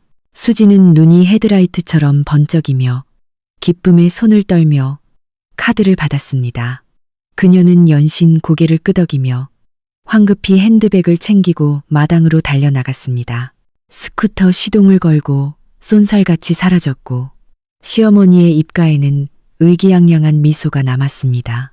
집에서는 요리팀 사장이 잔치가 끝나가자 일어나 시어머니를 찾아 결제를 요구했습니다. 사모님, 음식상은 다 끝났습니다. 음식과 천막 대여료 250만 원, 나머지 금액을 결제해 주시면 제가 직원들을 돌려보내겠습니다. 시어머니는 기분이 고조되어 손을 저으며 웃었습니다. 에휴, 걱정 마세요. 우리 딸이 돈 찾으러 갔어요. 15분 후면 현금을 바로 받으실 거예요. 우리 집은 신용이 좋으니 걱정 마세요. 요리팀 사장도 안심하고 자리에 앉아 공방대를 피웠습니다. 나는 부엌 문 뒤에 숨어 시계를 보며 초 단위로 카운트다운을 했습니다. 그동안 읍내의 싸늘한 ATM 기계 앞에서 수지는 신이 나서 카드를 슬롯에 넣었습니다. 그녀는 시어머니가 알려준 비밀번호 12만 3,456을 조심스럽게 눌렀습니다. 화면에 빨간 글씨로 비밀번호가 일치하지 않습니다. 라는 메시지가 떴습니다. 수지는 눈살을 찌푸리며 속으로 욕을 하고 더 세게 다시 눌렀습니다. 여전히 오류 메시지가 떴습니다. 세 번째 시도에서 화면이 어두워지더니 고객님의 카드가 보관되었습니다. 은행에 문의하세요. 라는 메시지가 떴습니다. 수지는 그 자리에 얼어붙었고 얼굴에 핏기가 하나도 없었습니다. 카드는 기계에 먹혀버렸습니다. 극도로 당황한 그녀는 떨리는 손으로 엄마에게 전화를 걸었습니다. 집에서는 시어머니의 휴대전화 벨이 요란하게 울렸습니다. 딸의 번호를 본 그녀는 신이 나서 전화를 받았고 돈이 돌아오는 소리를 온 마을 사람들과 함께 들으려고 스피커폰을 켰습니다. 여보세요. 돈 찾았니? 빨리 가져와. 갑자기 음악이 멈추고 공간은 침묵에 잠겼습니다. 오직 스피커폰을 통해 들리는 수진의 비명에 가까운 두려움에 떨리는 목소리만이 생생하게 전달되었습니다. 엄마, 큰일 났어. 엄마, 카드가 돈을 못 찾아. 비밀번호가 계속 틀리대. 지금은 기계가 카드를 먹어버렸어. 엄마, 돈이 하나도 없어. 잔치 자리는 마치 벼락을 맞은 듯 아수라장이 되었습니다. 시어머니는 손에 든 술잔을 마루 바닥에 떨어뜨려 산산조각 냈습니다. 그녀의 얼굴은 붉게 달아올랐다가 새하얗게 변하더니 이내 푸르스름해졌습니다. 그녀는 더듬거리며 말했습니다. 뭐라고? 카드를 먹었다고. 내 돈은 어디 갔어? 스피커폰을 통해 들려오는 수진의 울음소리가 그 정적을 찢어 놓았습니다. 요리팀 사장은 벌떡 일어났고 얼굴은 굳어졌습니다. 나는 부엌에 서서 조용히 한숨을 내쉬었습니다. 때가 되었습니다. 연극은 막을 내렸고 시어머니의 악몽이 공식적으로 시작된 것입니다. 그 충격적인 전화 통화 후 불과 15분 만에 수지는 얼굴에 핏기 하나 없이 겨울바람에 머리가 헝클어진 채 집으로 미친 듯이 달려왔습니다. 돈도 카드도 없이 빈손이었습니다. 비참한 딸의 모습을 보자 시어머니는 완전히 무너져 내렸습니다. 부와 명예에 대한 모든 희망이 한순간에 연기처럼 사라졌습니다. 바로 그때 요리팀 사장, 천막 대여 사장, 그리고 스피커 대여 사장이 동시에 일어나 시어머니를 에워쌌습니다. 그들의 얼굴에는 더 이상 존중이나 사려 깊음이 없었고 단호하고 거칠게 빚을 요구했습니다. 사모님, 돈은 어떻게 하실 건가요? 분명히 말씀해 주세요. 음식은 다 먹었고 천막도 다 세웠고 음악도 실컷 들었습니다. 이제 어떻게 하실 건가요? 돈은 어디 있습니까? 시어머니는 당황하여 손발이 떨렸고 말을 더듬었습니다. 그녀는 구원을 찾아 주위를 둘러보았지만 친척들과 동네 사람들로부터 냉소적이고 통쾌한 시선만을 받았습니다. 그녀가 온 동네에 뿌려놓았던 헛된 약속과 큰돈에 대한 자랑은 이제 되돌아와 그녀를 고통스럽게 물어뜯었습니다. 시어머니는 분노에 차서 치우고 있던 나에게 몸을 돌려 공포심마저 압도하는 맹렬한 분노를 터뜨렸습니다. 그녀는 나에게 달려들어 손을 들어 세게 때리려 했습니다. 이 못된 것, 네가 나를 속였지. 네가 비밀번호를 바꾼 거지? 내 돈은 어디 있어? 네가 숨긴 돈 당장 내놔. 시어머니의 손찌검은 너무 강해서 나는 휘청거리며 넘어질 뻔했습니다. 하지만 내 뺨에 닿기도 전에 그녀의 팔이 단단한 손에 의해 가로막혔습니다. 준영 씨, 그는 언제부터 내 앞에 서 있었던 것일까요? 그는 흔들림 없는 눈빛으로 자신의 어머니를 똑바로 쳐다보았습니다. 어머니, 제 아내에게 손대지 마세요. 이 사람이 잘못한 건 아무것도 없습니다. 시어머니는 아들을 보고 깜짝 놀라더니 미친 사람처럼 소리 질렀습니다. 네가 이 여자를 편드는 거니? 이 여자가 온 가족을 속였어. 우리 가족을 이렇게 창피하게 만들었는데도 네가 이 여자를 편들어? 이 불효자식. 나는 조용히 상을 내려놓고 흐트러진 머리를 정리한 다음 마루 위의 무대, 마이크가 놓여있던 곳으로 걸어 나갔습니다. 나는 마이크를 집어들고 스위치를 켰습니다. 날카로운 찢어지는 소리가 나더니 모든 사람이 놀라 침묵했습니다. 나는 시어머니를 똑바로 쳐다보고 호기심 가득한 군중을 향해 목소리를 높였습니다. 어머니, 그리고 친척 여러분, 시청자 여러분, 어머니가 수진 씨에게 가져가라고 주신 체크카드는 사실 1년 전에 은행에서 영구 정지된 카드입니다. 저는 카드를 어머니께 드리기 직전에 분실 신고를 했습니다. 그 카드에는 돈이 있을 리가 없죠. 잔치 자리는 경악으로 술렁였습니다. 시어머니는 얼굴이 완전히 어두워졌습니다. 그녀는 나에게 달려들어 마이크를 빼앗으려 했지만 준영 씨가 막아섰습니다. 그녀는 분노로 목소리가 떨리며 소리쳤습니다. 뭐라고? 네가 카드를 잠갔다고? 그럼 매달 월급은 어디로 갔어? 잔액 알림 문자가 나한테 왔었는데 내가 나를 속였어. 내 돈을 훔친 거야. 나는 미소를 지었습니다. 7년의 인내 끝에 찾아온 승리의 미소였습니다.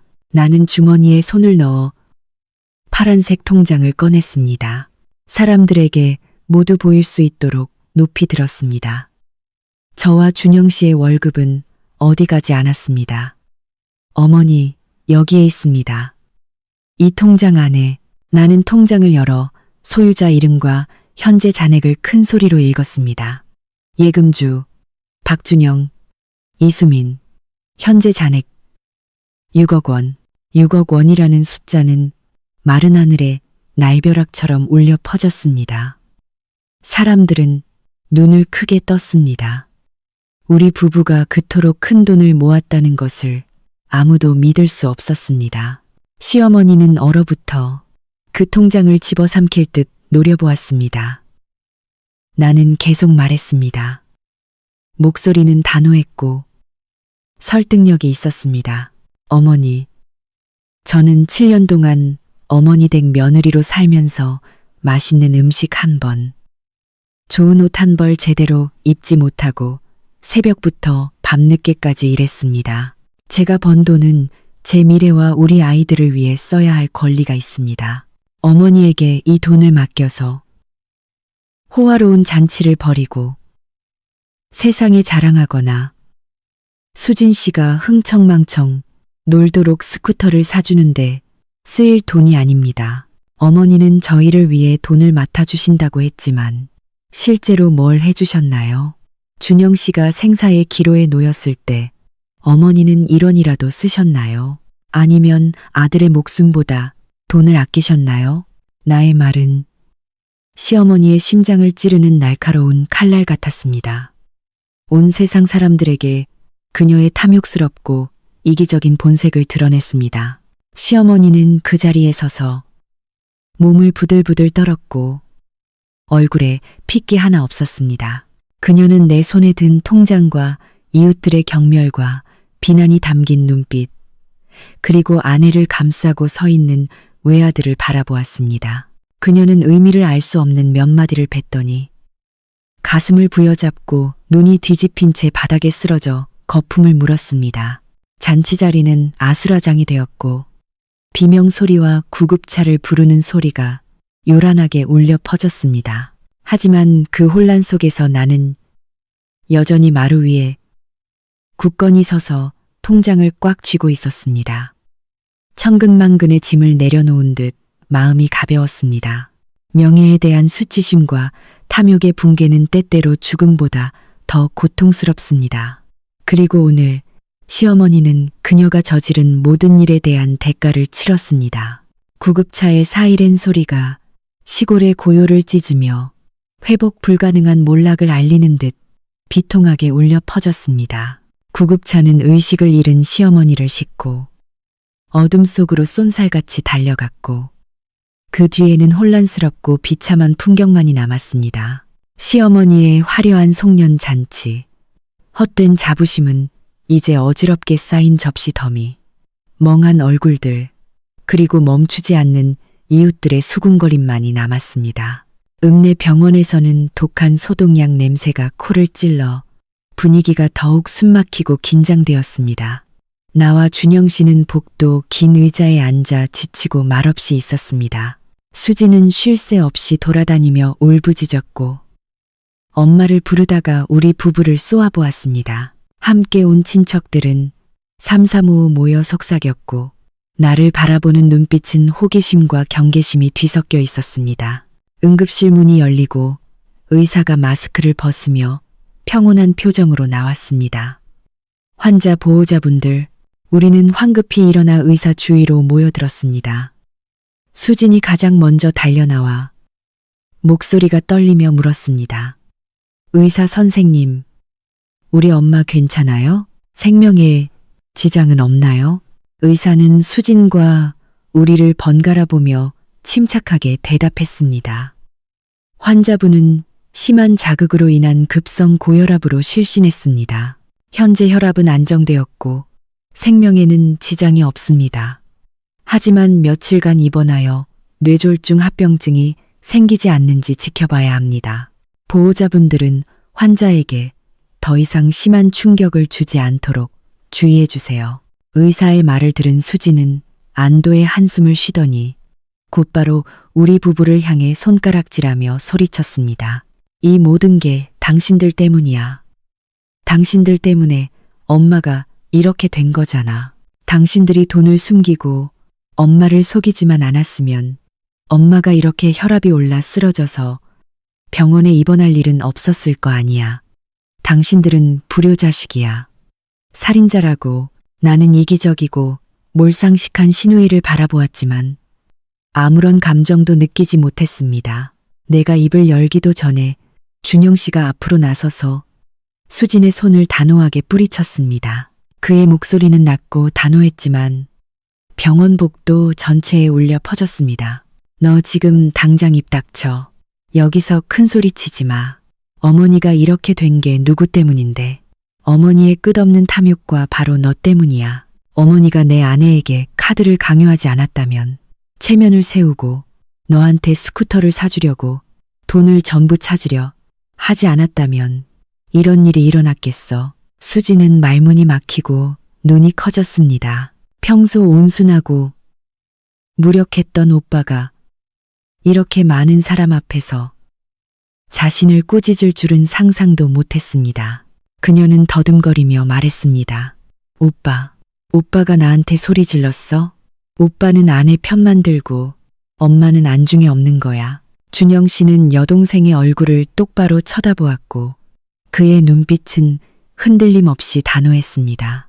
나는 누구 편도 들지 않아. 나는 단지 옳은 말을 하는 거야. 우리 부부가 1년 내내 힘들게 일해서 번 돈이야. 땀과 눈물로 번 돈이지. 조개 껍데기가 아니야. 어머니가 원한다고 가질 수 있고 네가 원한다고 쓸 수 있는 돈이 아니라고. 오늘 내가 너와 여기 있는 모든 사람들에게 분명히 말해 둘게. 집에서 생긴 잔치값과 빚은 우리 부부가 다 갚았어. 이것이 어머니께 드리는 마지막 효도라고 생각해. 하지만 이제부터 어머니와 네 약값, 병원비, 생활비는 네가 알아서 해. 너도 다 컸으니 이제 독립해서 살아. 틈만 나면 오빠에게 빌부터 살 생각하지 마. 주변에 서 있던 친척들은 준영 씨의 말에 고개를 끄덕였고 어떤 사람은 준영이가 오늘 옳은 말을 했다. 수진이는 너무 응석바지로 자라서 버릇이 없어라고 중얼거렸습니다. 수지는 창피해서 얼굴이 빨개졌고 발을 동동 굴렀지만 더 이상 아무 말도 할 수 없었습니다. 준영 씨는 깊은 숨을 들이쉬고 어머니가 누워있는 병실을 향해 몸을 돌리더니 자신의 성장과 단호함을 선언하듯 큰 소리로 말했습니다. 분가할 겁니다. 우리 부부는 새로 산 옆 마을 땅에 집을 짓고 살 겁니다. 우리는 우리의 삶과 아이들을 위한 공간이 필요합니다. 어머니와 수지는 옛집에 남아 서로를 보살피며 잘 사세요. 저는 계속 어머니를 부양할 책임은 질 겁니다. 하지만 재정 문제에 대해서는 명확해야 합니다. 누구도 우리 부부의 경제에 간섭할 수 없습니다. 말을 마친 준영 씨는 내 손을 꽉 잡고 의자에 앉혔습니다. 나는 그를 바라보며 한없는 감동과 사랑을 느꼈습니다. 내가 선택한 남편, 준영 씨는 마침내 단단한 기둥이 되어 가족의 불의 앞에서 아내와 아이들을 지키기 위해 일어선 것입니다. 나는 조심스럽게 병실 유리창을 통해 안을 들여다보았습니다. 시어머니는 이미 깨어 있었고 하얀 병상에 말없이 누워 있었습니다. 그녀는 벽 쪽으로 얼굴을 돌리고 있었고 마른 어깨가 떨리고 있었습니다. 늦은 후회의 눈물이 주름진 뺨 위로 흘러내렸습니다. 그녀를 달래주는 사람도 없었고 평소처럼 그녀에게 아첨하는 사람도 없었습니다. 오직 고독과 차가움만이 그녀의 영혼을 갉아먹기 시작했습니다. 아마도 이 순간 그녀는 자신의 탐욕과 이기심에 대한 대가를 진정으로 깨닫고 있을 것입니다. 다음 날 아침, 여명이 시골을 뒤덮은 안개를 채 걷어내기도 전에 시어머니 댁의 텅 빈 카드 사건 소식은 삽시간에 퍼져나갔습니다. 골목마다, 시장 가판대마다 소문이 돌았습니다. 사람들은 간밤에 일어난 희한한 사건에 대해 왁자지껄하게 이야기했습니다. 놀랍게도 며느리를 비난하기보다 여론은 한 목소리로 탐욕스럽고 이기적인 시어머니를 비웃고 조롱했습니다. 자식들의 땀과 눈물을 모조리 삼키려다가 쓰디쓴 결과를 맞은 것입니다. 아주머니들이 아침 운동을 위해 모이는 마을 회관에서 시어머니 댁 이야기는 가장 뜨거운 주제가 되었습니다. 나는 자전거를 몰고 조용히 출근하려다가 이웃집 아주머니의 부름에 멈춰 섰습니다. 수민아, 이리 와. 네가 잘했어. 그 시어머니에게 평생 잊지 못할 교훈을 줘야지. 이 마을 사람들은 김영자 씨가 며느리를 얼마나 괴롭히고 착취했는지 다 알아. 너는 수년 동안 참고 견뎠으니 충분해. 그 말에 용기를 얻은 나는 자전거를 세우고 아주머니들에게 둘러싸였습니다. 나는 스스로에게 해명하고 사람들이 뜬 소문이 아닌 이야기의 진실을 정확히 알게 할 적절한 시기라는 것을 알았습니다. 나는 핸드백에서 7년 동안 꼼꼼하게 지출을 기록한 수첩을 꺼내어 모두에게 보여주었습니다. 아주머니들, 저는 집안의 치부를 드러내고 싶지 않았지만 어쩔 수 없이 이렇게 하는 거예요. 이것은 제가 지난 7년 동안 시어머니께 드린 돈 전부예요. 날짜와 금액이 꼼꼼하게 기록되어 있어요. 시어머니는 제 돈을 가져가셨지만 저희 부부에게 단 한 번도 제대로 된 식사 한 끼를 제공해 주지 않으셨어요. 아플 때마다 돈 든다고 불평하셨죠. 제가 번 돈은 수진 씨가 흥청망청 놀고 명품을 사는데 다 쓰셨어요. 사람들은 그 수첩을 돌려보며 말하는 숫자에 질려 고개를 절레절레 흔들었습니다. 바로 그때 준영 씨도 나타났습니다. 그는 더 이상 침울하고 순종적인 모습이 아니었습니다. 그는 내 옆으로 다가와 큰 소리로 말했습니다. 제 아내 말이 맞습니다. 저희 어머니는 수진이를 너무 지나치게 사랑하셔서 심지어 제 아버지 약값을 수진이 스쿠터 사주려고 쓰셨어요. 여기 제가 수진이가 외상으로 진 빚을 몰래 기록해둔 수첩도 있습니다. 어머니는 늘 몰래 우리 부부의 돈을 빼서 수진이의 빚을 갚아주셨어요. 준영 씨는 오랫동안 몰래 기록해둔 검은 수첩을 내밀었습니다. 그 단단한 증거들은 모든 의혹과 편견을 산산조각 냈습니다. 아주머니들은 혀를 차며 김영자 시어머니와 수진을 비난했습니다. 에휴, 김영자 씨, 정말 탐욕스럽구나. 저렇게 착하고 순한 며느리를 귀하게 여길 줄 모르고 게으른 딸만 감싸고 돌다니. 꼴 좋다. 이 소문은 곧 읍내 병원까지 날아갔습니다. 시어머니는 병상에 누워 간호사와 옆 침대, 환자 가족의 수군거림을 엿듣고 얼굴이 부끄러움으로 화끈거렸습니다. 그녀는 눈을 감고 자는 척했지만 마음속은 불타는 듯 했습니다. 바로 그때 그녀의 휴대전화 벨이 울렸고 수진의 번호였습니다. 시어머니는 떨리는 손으로 전화를 받았고 귀한 딸의 다정한 안부를 기대했습니다.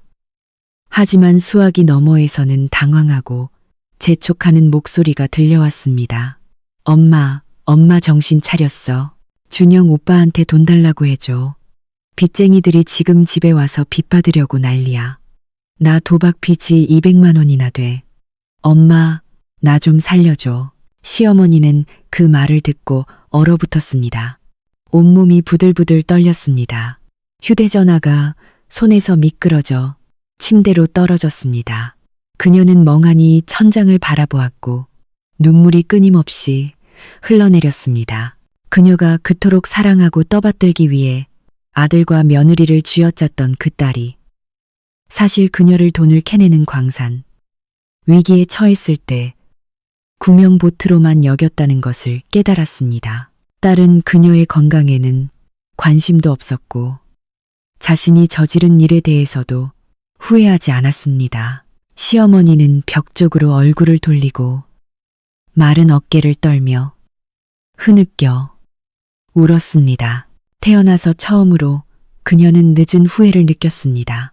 그녀는 자신이 너무 탐욕스럽고 이기적이었다는 것을 후회했습니다. 자신을 진정으로 사랑하고 걱정해주는 사람들을 소중히 여길 줄 몰랐다는 것을 후회했습니다. 그녀는 자신의 맹목성 때문에 명예, 신뢰, 그리고 가족에까지 모든 것을 잃었습니다. 진실은 적나라하고 고통스러웠습니다. 하지만 그것이 그녀가 치러야 할 대가였고 돌이킬 수 없는 실수에 대한 너무나 값비싼 교훈이었습니다. 한편 나는 군중 속에 서서 고개를 들었습니다. 공 값비서. 마음은 놀라울 정도로 평온했습니다. 나는 내 품위를 지켰고 악평을 듣지 않았습니다. 그리고 더 중요하게는 내 인생의 정당성을 되찾았습니다. 이른 봄이 왔고 따뜻한 햇살이 마을길을 황금빛으로 물들였습니다. 우리 부부가 새로 지은 붉은 기와지붕의 새집 앞에는 벚꽃나무가 화사하게 피어 있었습니다. 집은 크고 화려하지는 않았지만 매우 깔끔하고 아늑했습니다. 그것은 7년 동안 나와 준영 씨가 가시밭길을 걸으며 온갖 쓰라림과 수모를 견딘 결과였습니다. 나는 현관 앞에 서서 신선한 봄바람을 깊이 들이마셨고 평화가 내 세포 하나하나에 스며드는 것을 느꼈습니다. 끝났습니다. 고통스럽고 억압당하며 착취당했던 며느리 생활은 영원히 과거로 사라졌습니다. 이제 나는 이 집에 내 인생의 진정한 주인이었습니다. 준영 씨는 마당에서 호스를 들고 푸른 채소밭에 물을 주고 있었습니다. 그는 흥겹게 휘파람을 불었고 얼굴은 예전에 고통스럽고 순종적인 흔적 없이 환하게 빛났습니다. 분가한 후 그의 건강은 눈에 띄게 좋아졌습니다. 마음이 편안해지자 관절염 통증도 점점 줄어들었습니다.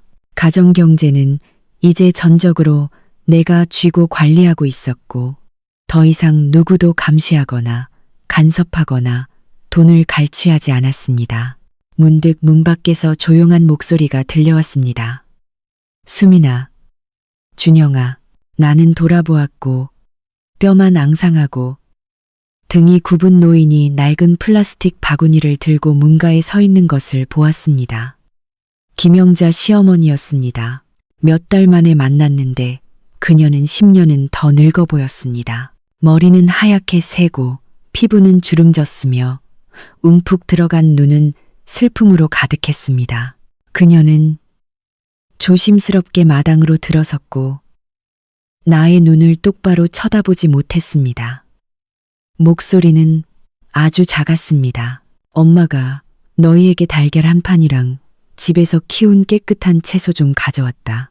수민이가 좋은 소식이 있다고 들었는데 나는 그녀를 바라보았고 마음속에는 원망이 없었지만 예전처럼 반갑게 맞이할 수도 없었습니다.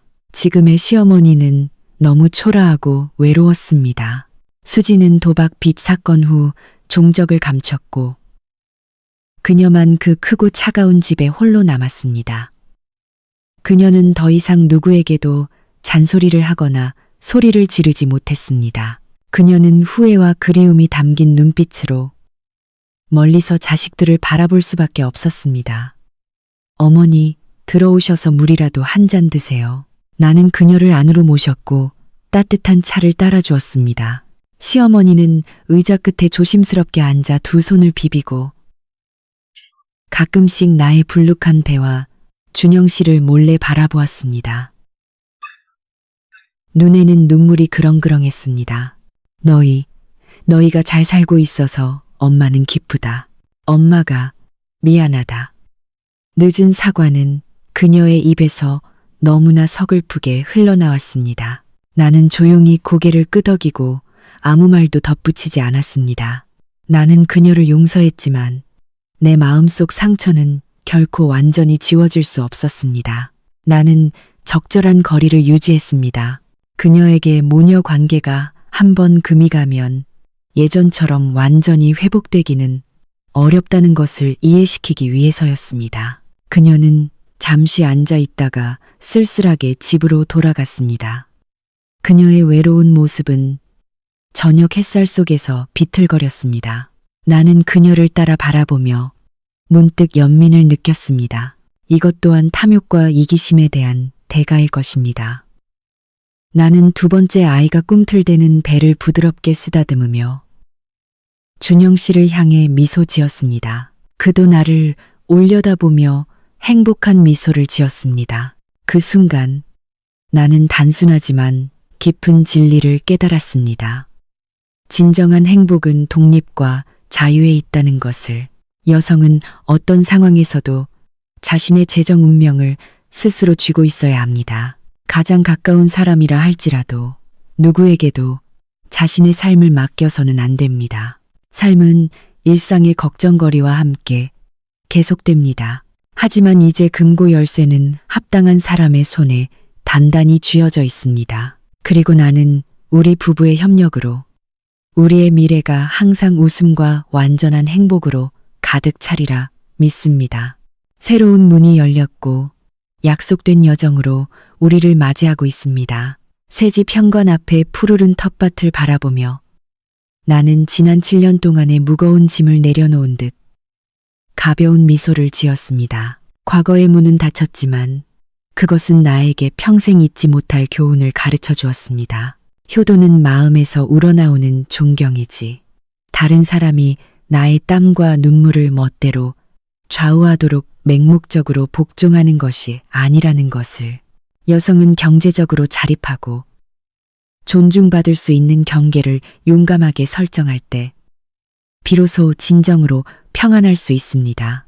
행복은 구걸하는 것이 아니라 스스로 쟁취해야 하는 것입니다.